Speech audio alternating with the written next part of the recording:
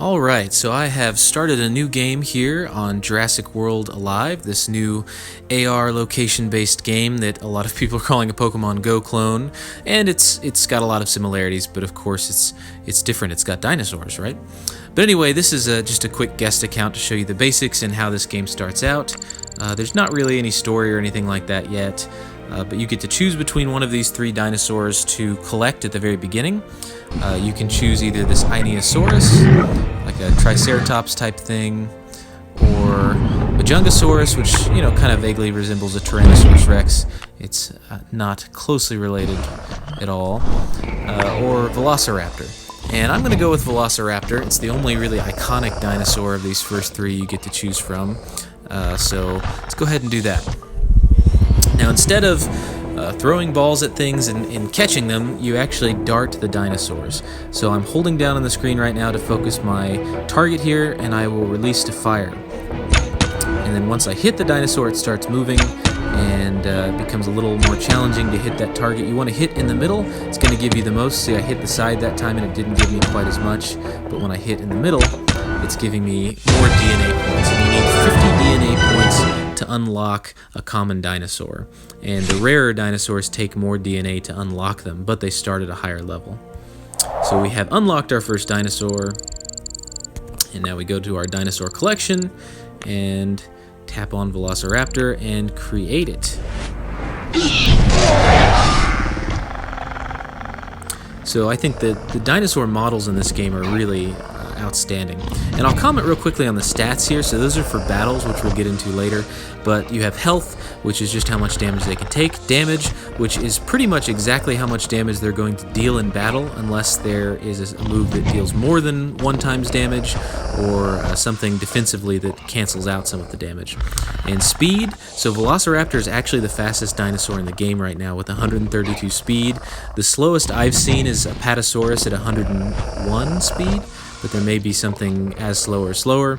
And then defense, these offensive carnivorous dinosaurs really don't tend to have any defense. I've not seen any that have anything above 0%. It's mostly things like Triceratops or Ankylosaurus, the big kind of armored herbivorous dinosaurs that have defense that helps to cancel out some of the attack. But anyway, there you have it, our first dinosaur. That helps us level up, and each time you level up, you see you can get a little bit more DNA per dart, and you can you actually have an upper limit, no matter how much time or darts you have, on how much DNA you can collect from a single drone outing.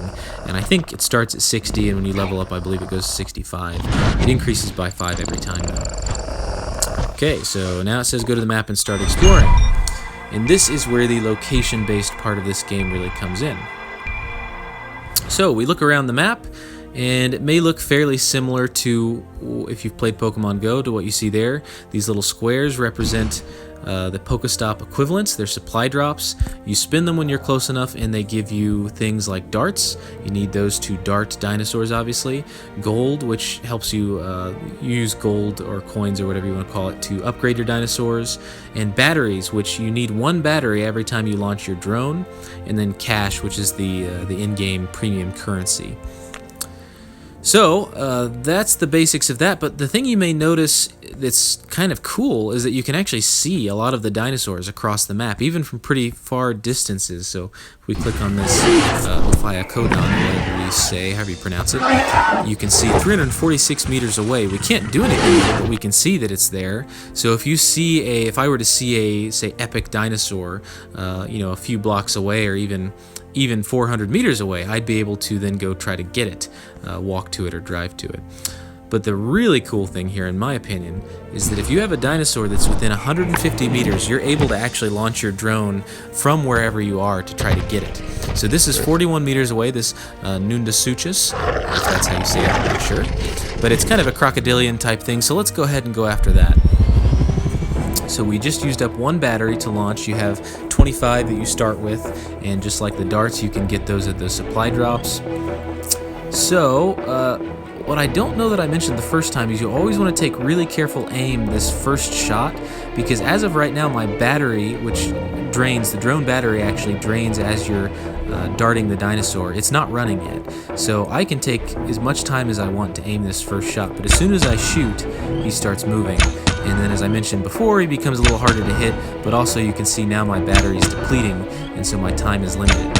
And I am trying my best to hit every shot in the middle of that target so that I can maximize my DNA. And actually what I've done now is I've collected the max DNA I possibly could, which was 70. So I was 5 off. But each time you level up, that goes up by 5, which is kind of good. And so we've collected enough to unlock this Nundasuchus. So let's go ahead and do that. And we see he's got, I think, a little more health than Velociraptor. Not quite as fast, but still pretty fast.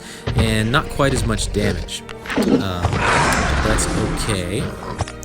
So we've got 2 dinosaurs. In order to do battles, we need 4. So actually, I have a main account with at level 5 with quite a few dinosaurs. I'll switch to after this video. But you do get these free incubators, which are just loot boxes. They don't give you dinosaurs automatically. But they can give you DNA from dinosaurs, and obviously cash, darts, and batteries. And I get a little DNA for Apatosaurus there. So those are helpful, and they refresh, I believe, every 6 hours. Not sure what's going on there. That seems to be bugged. That should be on a cooldown. But anyway, now we look around, and it doesn't look like there's any more dinosaurs within 150. That's pretty close. But those are all the dinosaurs we're actually able to try to get right now. If I were to walk around, there might be other dinosaurs that are hidden that aren't near supply drops that would pop up. So there you go. You can watch a little bit of I think that's the trailer for the new movie that's going to come out. And then here it shows you all the dinosaurs you've seen, and those are all the ones we haven't seen. So there's quite a few out so far. That's kind of nice, and you can be sure that they will add more as the game progresses. But that gives you a bit of an idea for how the game works and what it's about. In the next video, I will go into more detail about the battle system. So hope you enjoyed and hope this was helpful.